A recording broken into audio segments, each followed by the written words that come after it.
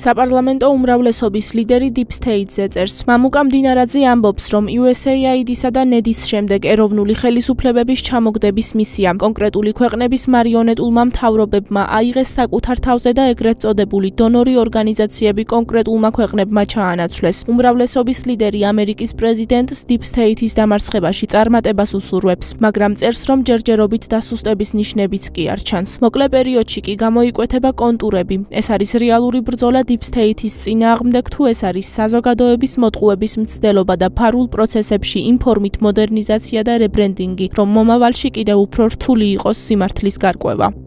მსოფლიოში განვითარებულმა მოვლენებმა ბევრ კითხვაზე გასცა პასუხი, მაგრამ ბევრი ჯერ კიდევ პასუხ გაუცემელია.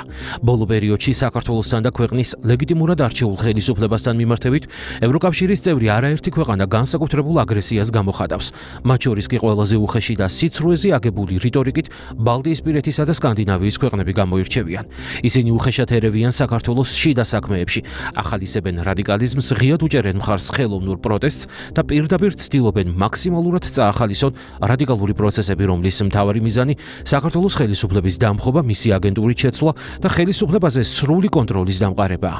თუმცა მნიშვნელოვანია კიდევ ერთხელ მკაფიოდ დავაზუსტოთ, რომ არ არსებობს არანაირი ლიეტუვის, ესტონეთისა თუ შვედეთის ხელისუფლება.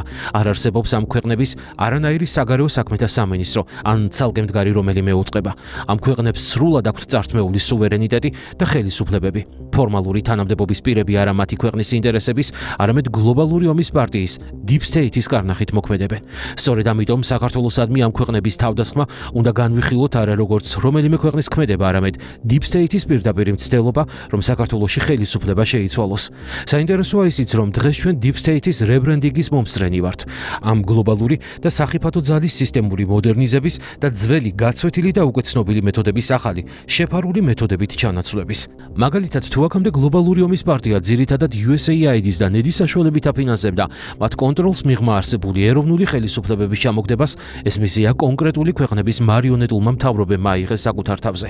ეგრეთ წოდებული დონორი ორგანიზაციები კონკრეტულმა ქვეყნებმა, იგივე შვედეთმა, ნორვეგიამ, ესტონეთმა და სხვა სუვერენიტეტ წართმეულმა ევროკავშირის წევრმა ქვეყნებმა ჩაანაცვლეს. შესაბამისად, თამამად შეგვიძლია ვთქვათ, რომ მას შემდეგ რაც დახურეს USAID, NED და Deep State-ის კონტროლქვეშ არსებული სხვა დონორი ორგანიზაციები, ეს ფუნქცია ასევე მათი კონტროლის ქვეშ არსებულ ეგრეთ წოდებულ მთავრობებს გადაულოცეს. სწორედ ამიტომ Deep State-ის რებრენდინგისა და მოდერნიზაციის შემდეგ არ უნდა გაგვიკვირდეს, რომ საქართველოსა და მისი ლეგიტიმური ხელისუფლების წინააღმდეგ კიდევ უფრო გახშირდება თავდასხმები, უხეში ჩარევა ქვეყნის შიდა საქმეებში და გამუდმებული მცდელობა, რომ ეროვნული ხელისუფლება აგენტურით შეიცვალოს. საზოგადოება კარგად ხედავს, თუ რა დღეში ჩააგდო Deep State-მა ევროკავშირი, მისი ეკონომიკა და ქვეყნები. საზოგადოება ასევე კარგად ხედავს და ამერიკის სახელმწიფო მდივანი მარკო რუბიოც ადასტურებს, რომ რუსეთის წინააღმდეგ გლობალურმა ძალებმა უკრაინის ხელით პროქსი ომი აწარმოეს. საბოლოო ჯამში კი შედეგად მიიღეს დასუსტებული ევროპა და განადგურებული უკრაინა. მეორე მხრივ უამრავი პრობლემა შეუქმნეს რუსეთსაც, რამაც ცხადია მისი საგრძნობი დასუსტება გამოიწვია და რადგან საქართველოს ხელისუფლებამ უარი განაცხადა წინასწარ დაწერილ და ამავე დროს ჩვენთვის დამღუპელ სცენარში მონაწილეობაზე, ბუნებრივია Deep State-ი ყველა მეთოდს გამოიყენებს, რომ საქართველოში ურჩი ხელისუფლება შეცვალოს, მმართველობაში თავისი აგენტურა მოიყვანოს და თუ მეორე ფრონტის გახსნის აუცილებლობა აღარ იქნება, ეკონომიკურად დაანგრიოს საქართველო. ზუსტად ისე, როგორც ეს ევროკავშირის წევრ ქვეყნებს გაუკეთეს.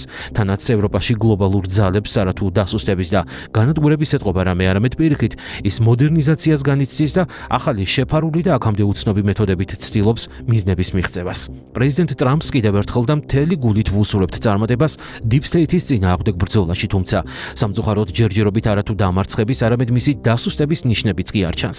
მოკლე პერიოდში უკვე გამოიკვეთება კონტურები. ეს არის რეალური ბრძოლა Deep State-ის წინააღმდეგ, თუ ეს არის საზოგადოების მოტყუების მცდელობა და ფარულ პროცესებში ინფორმით მოდერნიზაცია და რებრენდინგი, რომ მომავალში კიდევ უფრო რთული იყოს სიმართლის გარკვევა.